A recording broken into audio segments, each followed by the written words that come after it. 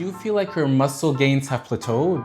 You probably think that it has something to do with you not lifting heavy enough, or that you have to start bulking. What if I told you that there are 7 innocent mistakes that every natural lifter makes without even realizing that it's killing their gains? Now, I've been training over 20 years, and what I've discovered is that what you do during or even the first few hours after your workout can literally make or break your progress. And I've seen natural lifters experience sizable gains in a relatively short period of time because they knew exactly what not to do. At the end of this video, I'm going to show you the exact same mistakes that are killing your gains, and more importantly, how to avoid them. And if you implement what I'm about to show you, I'm almost positive that you're going to see a massive difference in terms of your progress. Now let's jump right into it. The first mistake is training without progressive overload. Now, many lifters, when they go into the gym, they're going to do the same reps or the same weights for the same exercises for months and months on end. But muscle growth requires you to actually gradually increase the amount of reps or gradually increase the amount of weights over time. Now, in order to overcome this, what you have to do is you have to ensure to keep track of your weights or keep track of your reps. If you keep track over time, you can actually walk into the gym and know exactly what you need to do to ensure that you're actually progressively overloading your muscle over time, because that will lead to muscle growth. The second mistake that's killing your gains is alcohol consumption. What I have here is that studies show that alcohol significantly reduces the rate of muscle protein synthesis after resistance training, even if you consume protein afterwards. Because when you drink alcohol, your liver is going to start metabolizing the ethanol in your system. That process actually takes precedence over the process of muscle protein synthesis. So effectively, you're just killing your gains. Cut out alcohol completely. You don't want to have that impact your gains. I know that some of you are still going to go ahead and drink alcohol, but just keep in mind, if you drink alcohol, your body is not going to be making muscles and you're going to be hindering your muscle growth. Bottom line. Next up is ignoring your nutrition. Eating clean means 2 things. 1, you need to ensure that you're consuming the proper amount of protein.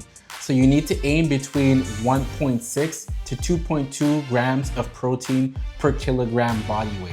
I always like to round it up to 2 grams. It's easy enough to retain. The other is to ensure that you're consuming the appropriate amount of calories.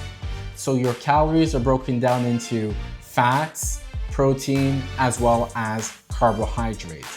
So you want to aim for 200 to 500 kilocalories over your maintenance. So if your maintenance is, for instance, 2,000 calories per day, well, aim for 2,200 to 2,500. And what I would do is make sure that you gradually increase the amount of calories that you're consuming over time, because that way you're not going to end up over consuming and you're not going to end up actually getting fatter.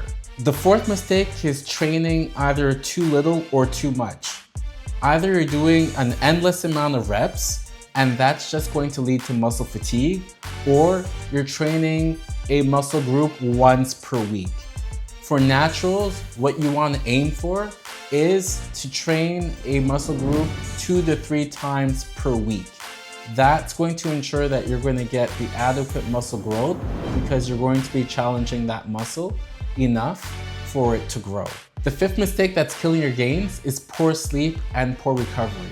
Sacrificing sleep in order to binge watch a TV show on Netflix or to work is going to significantly hinder your progress. Recovery happens when your muscles are going to be rebuilding themselves during the 3rd and 4th sleep phase. So just remember, 7 to 9 hours of sleep is essential for muscle growth. Don't neglect it. The 6th mistake is neglecting form or ego lifting. That essentially means when you're going to go and perform your exercise, you're going to use weights that are way too heavy. If you do that, you first of all run the risk of injury, and second of all, that sloppy movement will mean that you're not going to be targeting the muscles that you want to target, in order to achieve that proper growth, because other muscles are going to be compensating for that sloppy form. So I would say make sure to do nice controlled movements and lower the weight if you need to. Less is better than more in this circumstance. The final mistake for this video is the lack of patience and consistency. Lack of patience means that you are expecting results way too early.